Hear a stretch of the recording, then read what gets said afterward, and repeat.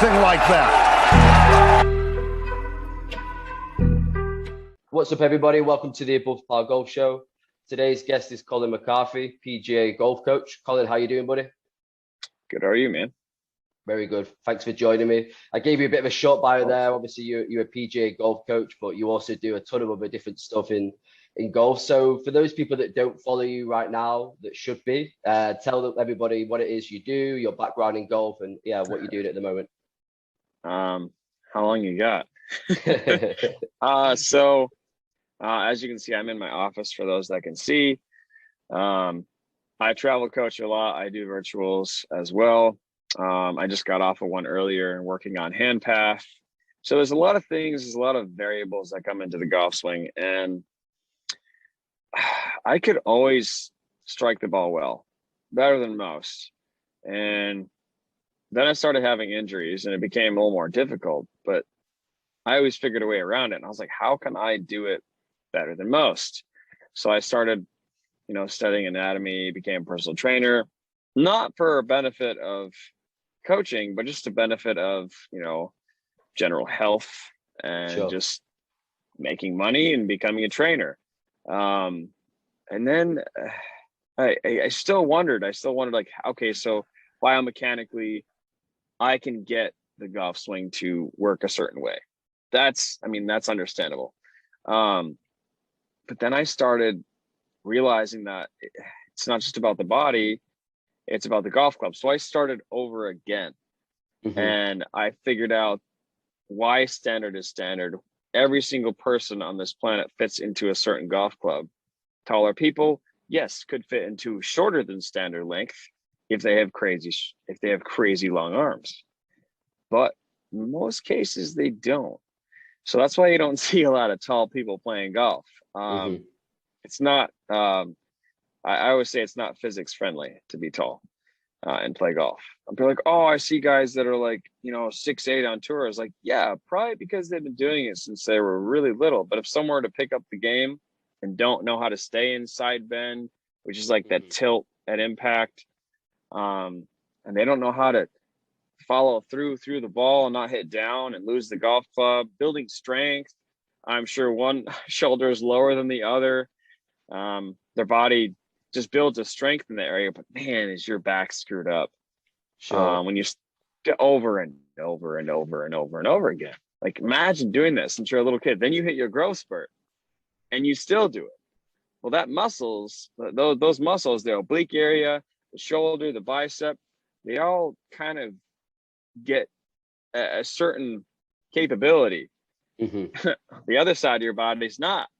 So imagine, trying to do that with both. That's why you see a lot of tall golfers, one shoulder usually is higher than the other, because it builds strength. And then I started researching how the club is made, what consists of that golf club. And then I started just doing general tests. People saw me jumping off of chairs, and a lot of people think it's me showing off, but it's not. It's me. Literally, Chris Como told me, he's like, all right, so we were talking in a seminar. He goes, why don't you take it to the next level? I was like, he says, you already do like tricks like that. So, I was always in Facebook forums as golf instructors. I've been teaching since I was 15 anyway. And I always had a passion for coaching. And then I was like talking to him and I was like wondering, how do I take it to the next level? Because that's what he said to me. He's like, take it to the next level. He jumped off a diving board to prove you need ground forces. You need to be able to move the golf club fast. You need to be able to use the ground. So I started like jumping off a chair and hit the ball, do a 360 and hit the ball. And I found out every single time that if the club face wasn't at least 30 degrees open, I wouldn't hit it straight. Because when you spin, right, when you're just adding rotation, right, it shuts the face faster. Sure. So I would run at the chair with my face 30 degrees open. People are like, well, how do you hit it? Well, because I'm spinning and the toe of the club is going to swing around from centrifugal force. All these little tiny things that people do matter. So I was like, okay, well, now that I figured out why standard is standard, I know my measurement. So I just stand up to the next person and be like, okay, you're a half inch from what I am, and wrist to wrist, I can figure out in front of me what they need. So then I can tell without even seeing a golf swing, I'd say 98% of the time know what their swing looks like, what their ball path is, their ball flight, their hand path, everything. Without them even swinging one time, I can tell their tiny nuances and probably where their pain is. And it's basic physics and it's basic anatomy, knowing how the body should function. Sure. And then after that, I started conquering the mind, because I was like, why doesn't everyone do it? And I started thinking on the basis of, imagine you approach someone, you don't know this person. You're going to go up to them and poke them? Kind of weird, because they don't know who you are, probably don't want you to touch them. So it's the intention, what you intend either to discuss with that person. You have to have some kind of rapport. Okay. So every single time someone walks up to the golf ball, they just think, oh, I'm going to swing the club. I'll have a full swing. Okay. That's a whole different subject, but full swing. All right. Everyone's full swing, and using quotations for those just listening, every single time, because name another sport where there is full in it. Yeah, there isn't. Not many. There is not. It's ridiculous. It's because people have bodily limitations, so they're limiting themselves to a certain mobility. And when you move your body in a certain way, you have strengths and weaknesses. When you take the club up, you think that is your full swing because that's as far as you go with your thoughts. But I get my students and anyone that I walk by and try and help to make their full swing, quote unquote, bigger by more mobility, more control. So there really isn't such a thing as a full swing. There's a mind comprehension of what you might think your maximum is. But would you ever swing your maximum? Why would you ever swing your maximum? I'm going to swing 100%. So out of how many times you're going to hit a green swinging 100%? So why are you full swinging? Sure. Just the logic isn't there. So I that's the kind of the area that I kind of dived into, was the psyche, your intention, what you would plan to do with that golf club. Yeah. So you want to take it a foot back and then finish a foot? Do you want to take it 2 inches back and 2 inches forward? That'd be the smallest of smaller chips, like just tiny. Imagine you had like a crazy downhill putt. Well, instead of putting it, you could chip it, have a little more backspin, and maybe die it a little bit more to the hole. But there's tiny little things that matter so much.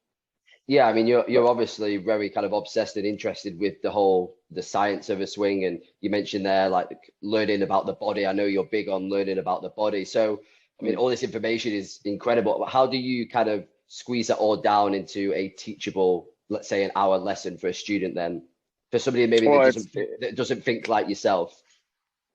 Well, everyone thinks differently. So I have to ask them a series of questions. First, I ask, who brought you to the game? Why did someone have you play this crazy game? I'm sorry.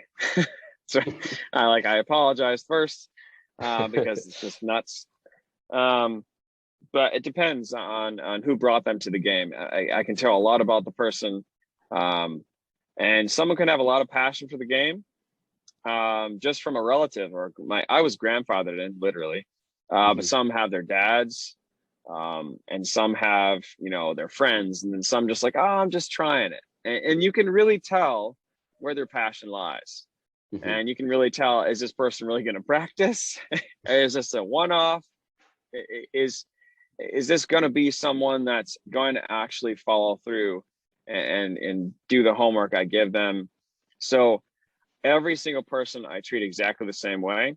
And hopefully they repeat that process back to me with practice and working on the things that I'm having them do, and not watching shot in the dark YouTube content, because I call it shot in the dark because it's literally a shot in the dark because you don't have meticulous coaching to understand your body, your limitations, and the clubs in front of you. It's a shot in the dark every time. That's why most people are still not getting better.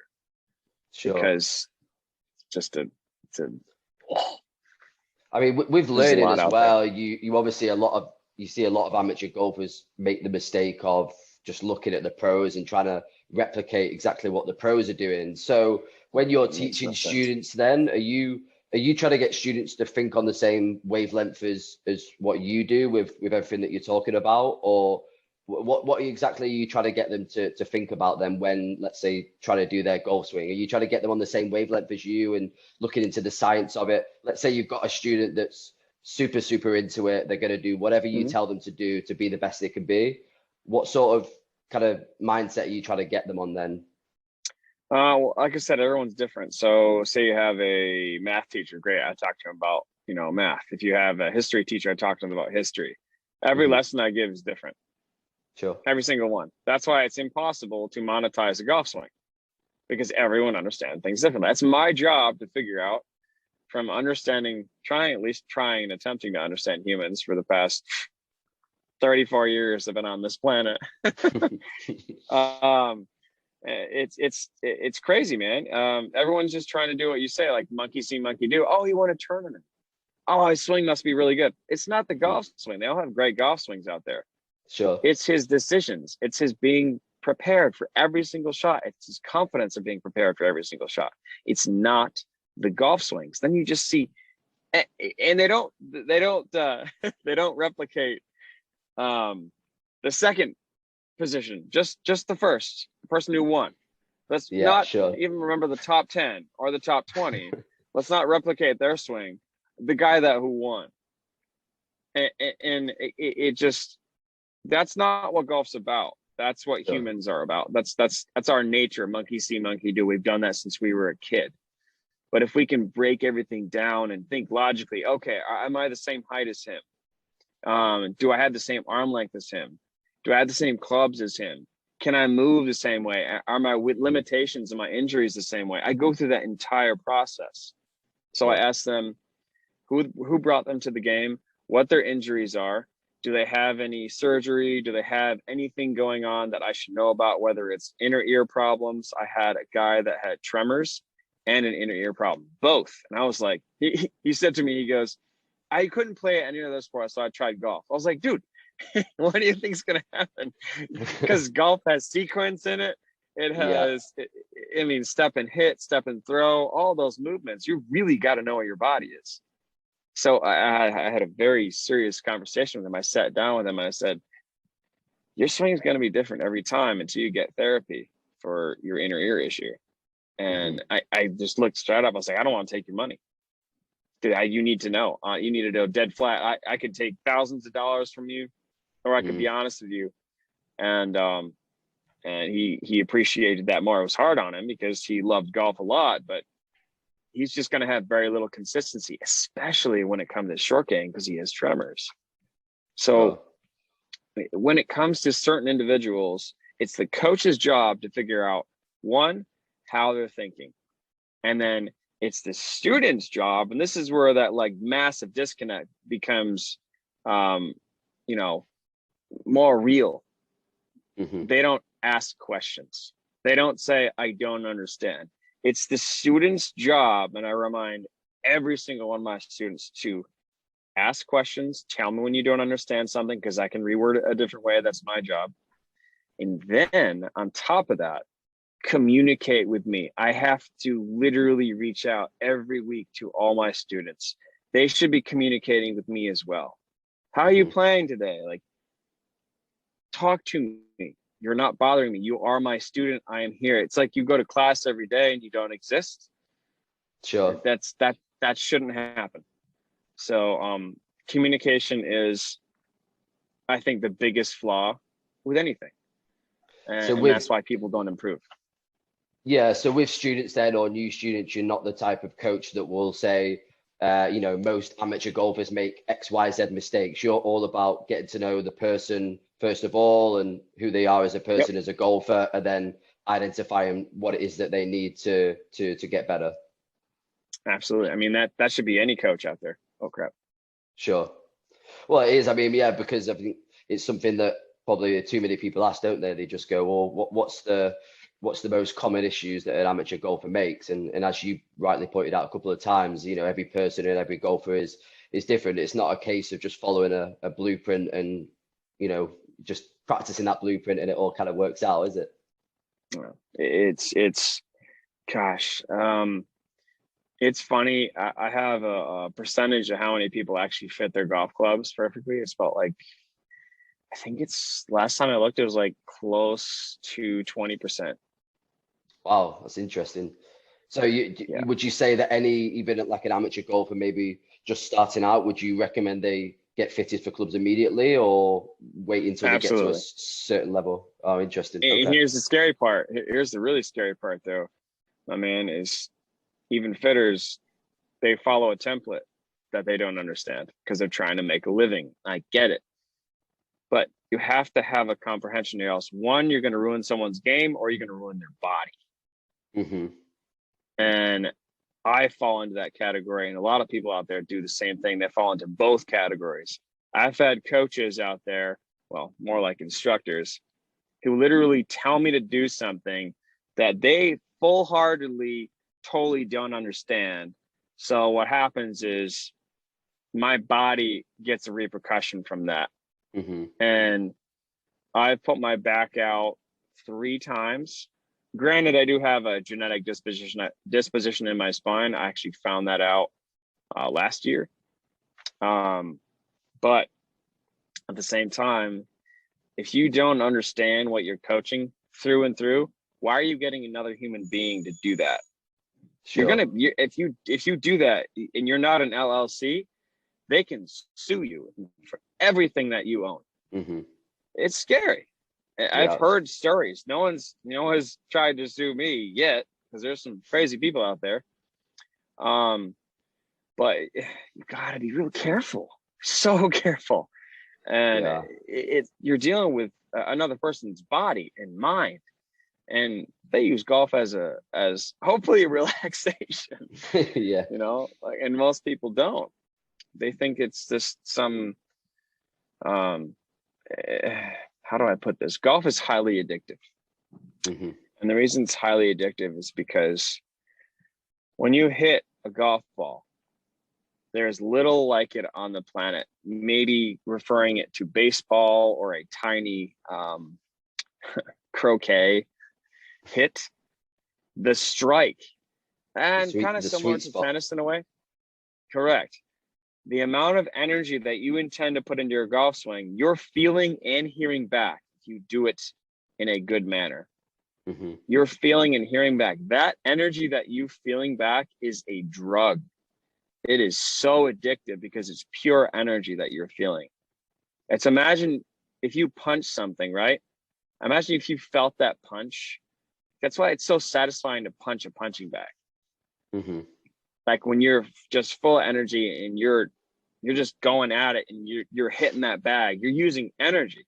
It's the same exact way, but you're hearing and feeling it back up a metal shaft or wood. Ever hit wooden clubs? I really recommend it. It feels so different. The sound is different. No better feeling than a wooden shaft, a hickory shaft club. When you hit it pure, you're going to want to do it over and over again because that sensation that you're getting back up the shaft is the amount of effort you're putting into it. Imagine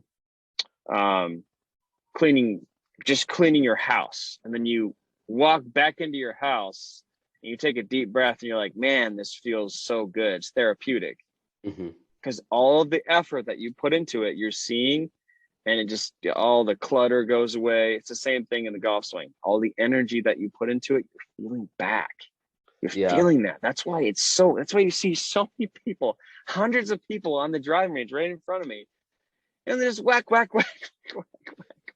Yeah, well, I heard you talking on a podcast a couple of years ago now about how it's so important to understand that you can control every single muscle in your body, and that you were lucky enough to meet Bruce Lee, and you talked about that and the energy in terms of that whole famous 1-inch punch and all that kind of thing. So, you know, is this again something else that you would bring into your lessons in terms of the students, I don't know, maybe almost training their bodies or getting to know their bodies better, whether it's through, I don't know, is it meditation, stretching, exercising, all of the above?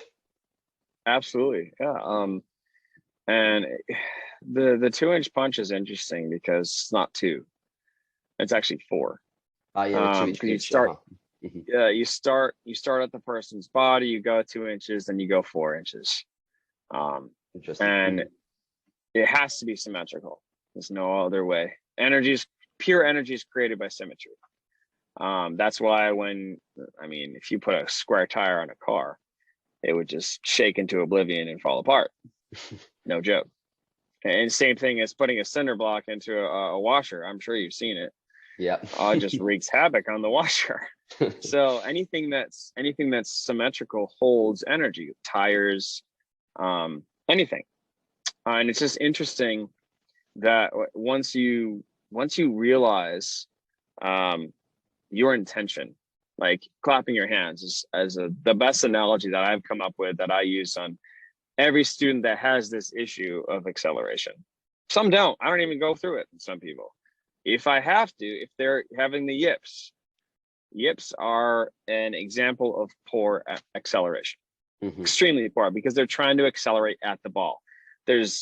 You can do it. There's zero logic in accelerating at the golf ball. You actually don't accelerate at it, because the club is already traveling at some pace. How are you supposed to travel it faster when it's already going? That's why people hit it twice, because the mass of the club head is moving. Then you move it again right when it gets to the ball. So of course it's going to hit it again. If you go after the ball, you hit the ball, then the club goes faster. As soon as you hit it, it's going to hit it again. Sure. That's what the yips are. So anyone listening out there, imagine you walking forwards, and as you put one foot in front of the other, right when your foot comes down, put it down really hard. It'll jar your body completely. That's what happens. That's why people have that they top it and their hands just do weird stuff. Sure. You're just like, what the hell did I just do? But when we're walking, we're not thinking about that, are we? So it rarely happens. No. But obviously with the golf swing, people tend to overthink and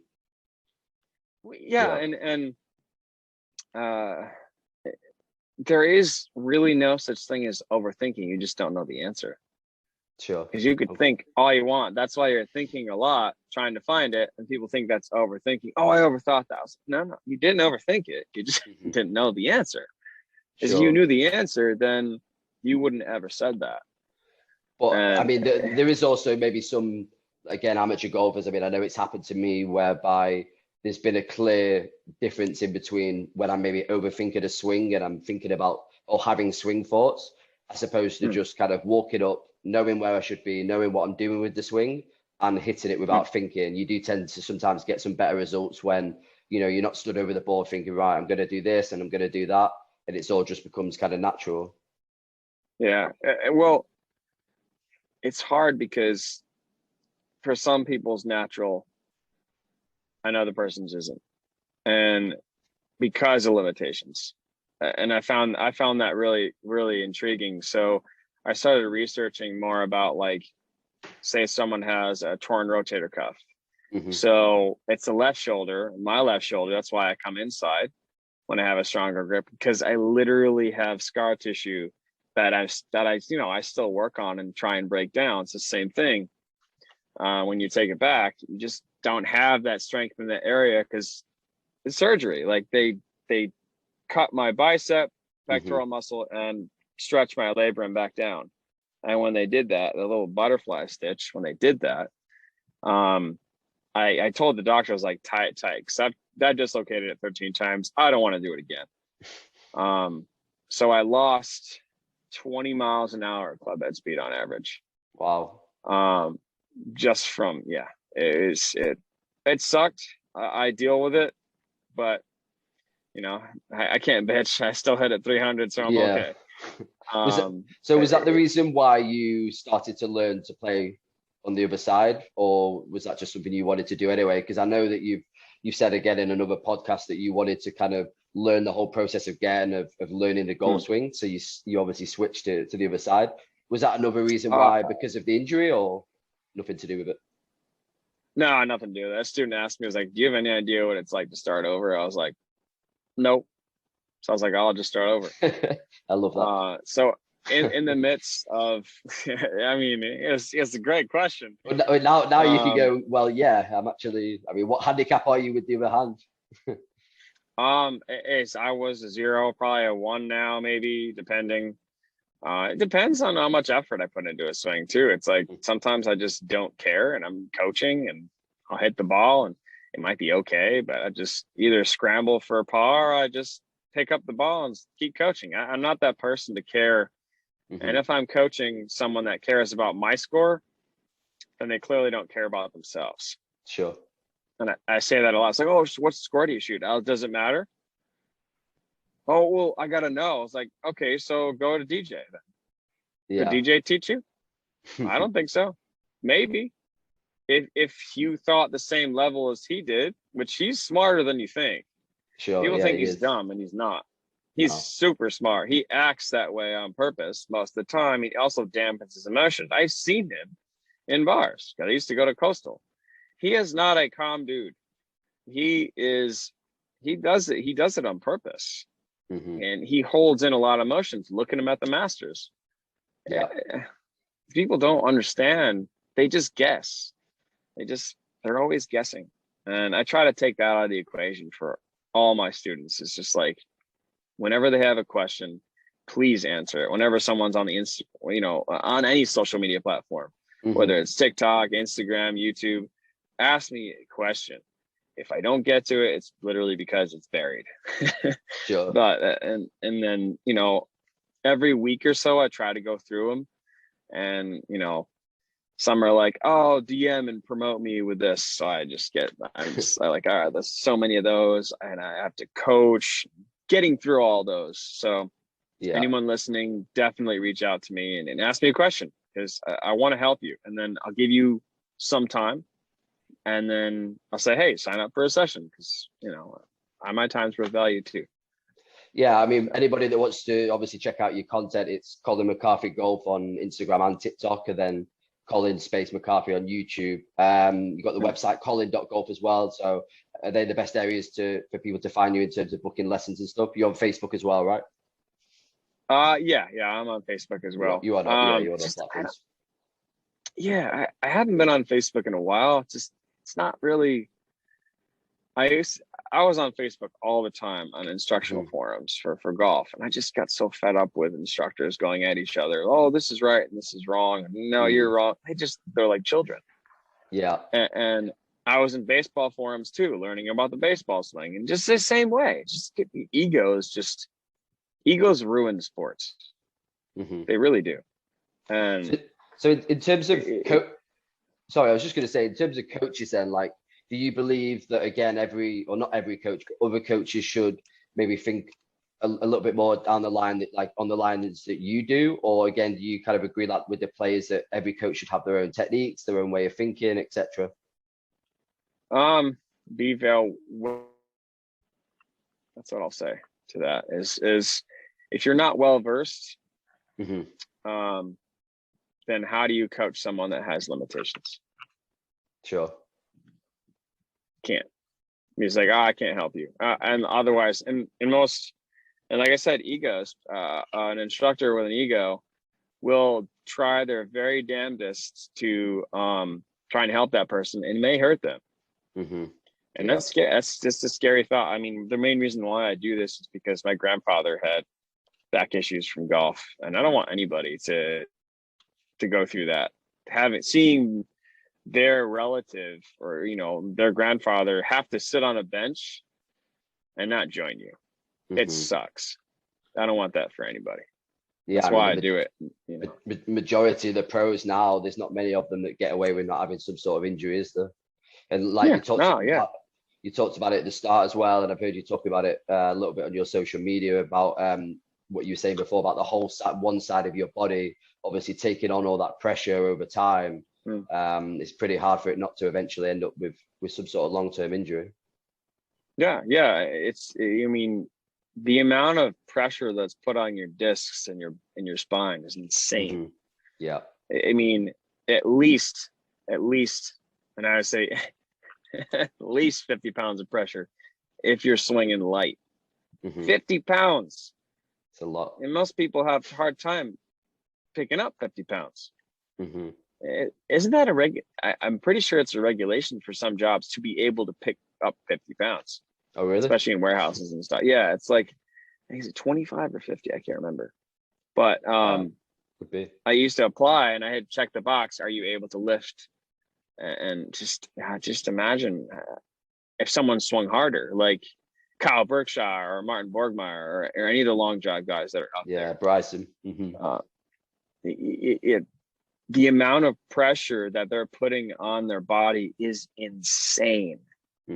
Insane. I mean, like 200 to 300 pounds of pressure. Yeah. That's a lot. It's something that I wanted to get your kind of thoughts on. Obviously, you're a guy that thinks very technically and from a scientific point of view with the swing and stuff like that. Mostly. So yeah, I mean, a lot of it. So what do you think of like what Bryson's doing at the moment? I mean, he's quite similar in terms of he looks at every angle. He's very scientifically in his processes and his thoughts. What's your kind of opinions on what he's doing at the moment or been doing? It's the best way to describe this. There really isn't a best way to describe this. He says things with no filter, and there's just a lot of repercussions to it. I mean, in my opinion, he's sometimes smarter than his own good. And when you're like smart in that manner, your intention can come off very harsh because you're thinking about facts. And at that moment, the driver was not working for him. The way he said it was terrible. Like you never say that about a company ever. And I think he's on a different part of the spectrum. When it comes to, just communication and thinking. I think he's on just that different level than what most people are on. That's why they don't understand him. I mean, I'm not a huge fan, but I get what he's doing. One club length does work because it gives one ball placement, but I'd say 99% of manufacturers aren't going to make a club that works like that because the shafts need to be made specifically a certain way. They need to be flighted.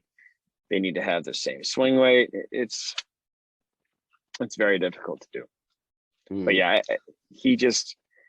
sometimes he's just smarter than for his own good, however you say that. It just, he doesn't think before he says stuff because he's on that different spectrum. What he's saying is what he's meaning, but he doesn't mean it that way.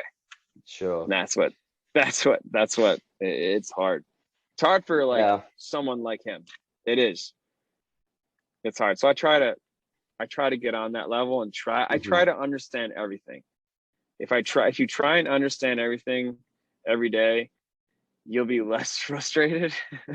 Because I always used to think I was just a negative person, but it's my job. Because think about it. Golf is hard. Golf sucks. You hear that every day. It starts to weigh down on you, and then you think, but don't let any golf coaches or instructors out there, please do not let golf bring you down, because it's not you. It's just most people's mentality is sadly in a negative manner when it comes to golf because they're being passive aggressive, hopefully getting better. And it's funny though, man. I try to get people to change their attitudes about it. And it works. It does. I try to, quote unquote, influence people to not say golf is hard. But I'm being realistic. A lot of people would say it's probably the toughest sport, isn't it, in terms of learning the technique? I mean, you seem like a guy that understands a lot of other sports. You mentioned that you try to understand like the baseball swing, etc. So would you say golf and trying to not perfect the technique, but learn the technique is one of the hardest sports out there to try and learn, or no? Not really. It's preparation for each shot that most people have trouble with. If you understand your body and you know what it's going to do before, it's not all that hard. But the hard part about golf is scoring. That's why it's so hard. Hitting a golf ball isn't that difficult. It's planning. So that's why chess is so difficult. Chess is difficult because you got to know what the other person is going to do before you do something. And that's why golf is so difficult. You have elements that are always changing. You have a lie. You could be in a fat, someone's fat divot, like just huge divot. And what do? You know, like that's what makes golf so exciting. It's unpredictable. And people take that unpredictability as hard. Sure. When it's a challenge. Just because it's a challenge doesn't mean it's difficult. And that's where that mentality part where people like break down, they don't have mental strength. It's a big issue.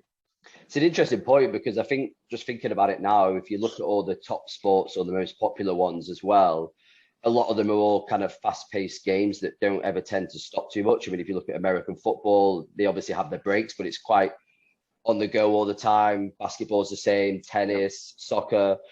But whereas golf, as you mentioned, it's kind of one shot at a time, and then you'd normally get, you know, a couple of minutes walking to your ball, thinking about the next shot, and it's kind of always one at a time. And that's one when at the a mind time. wanders. Yeah, whereas maybe a game of soccer or tennis, you're kind of in that moment all the time, and you never really get a chance to stop and think. It's all just naturally happening because you know how to do it, if that makes sense. Yeah, it's funny you say that, because imagine, and I have a lot of students that imagine you hit a fat shot. Well, the next shot you don't want to hit thin, because that's human nature. You want to fix what you did. But there was nothing wrong with your swing, and I see this so much. There was nothing wrong with your swing at all. The ball was above your feet, so you didn't choke down on the club. Ruined your whole round. That one swing could ruin years of golf. Not kidding. I see it. What one golf swing could ruin your whole golf swing for years. Just one moment, because you didn't choke down. Then you didn't want to hit it fat, so you hit it thin. And then you become so frustrated. Oh, it must be the swing path. And then you change the swing path when your swing was your swing. It's incredible. That tiny meticulous. I also see a lot of people when they chip, they hit it fat because they're not matching their shoulders with just a little bit of tilt by the green. So they hit it fat. They're thinking, oh, the ball must have been too far back or too far forward, or it wasn't in the right place. So they change it. And when there was nothing wrong with it at all, it can be your massive downfall. And then some put Band-Aids on their swings because they don't quite fully understand what it is they're trying to do. And I think having an understanding of what you know and not just knowing things is going to make a whole heck of a lot of difference. Yeah, I mean, just before I let you go, I wanted to try and finish on something. Obviously, as a very successful coach yourself, we've talked about that, you know, everybody's unique, coach and player. But for any amateur player out there that's thinking about either doing lessons or starting golf, what would you say is the kind of number one tip or bit of advice that you would give to any amateur golfer then that's maybe starting out? Starting out, learn etiquette. Learn etiquette. It's a big one, because if someone enjoys playing with you, they're not going to give a shit what your score is at all. They're not going to care what your score is as long as they enjoy playing with you, because you have respect for them. And that's a big thing, is when you're on the course, make sure you understand etiquette. Make sure if someone's behind you, either play quicker or let them play through. It makes everyone's life a lot easier. And ask questions. Don't be this person that's like, oh, you know, I'm not sure. You know, I don't want to ask you a question to be wrong. Like, what? Ask a question. If you're not sure, should I mark my ball? I'm a beginner. Like, they know you're a beginner. They can see it. So they would rather you ask than mess up. Sure. So those etiquette and learning how to play out on the course is huge, especially with the growth of this game right now. And it's awesome that golf has this growth, but there's a lot of people on that golf course that have no idea how to play on the golf course. So it slows play. It makes a nightmare for the staff, and they've got to go out there. They got to stop what they're doing. So learning how to play and how to play with people is going to really help any beginner, anyone. Awesome. Well, Colin, listen, it's been an absolute pleasure meeting you and talking to you. Thanks, man, for having me on, dude. I've always loved your content. Anybody that, again, wants to follow you, it's Colin McCarthy on YouTube, Colin McCarthy Golf on Instagram and TikTok. There's always awesome content on there in terms of learning, but also trick shots and other fun videos on YouTube. So, got to keep it fun, you know? Yeah, man, I love what you're doing. I always have. It's always been really insightful. So keep up the good work, man, and great to meet you. Appreciate you. Thanks, nice meeting you too. Thank you, everybody. Cheers.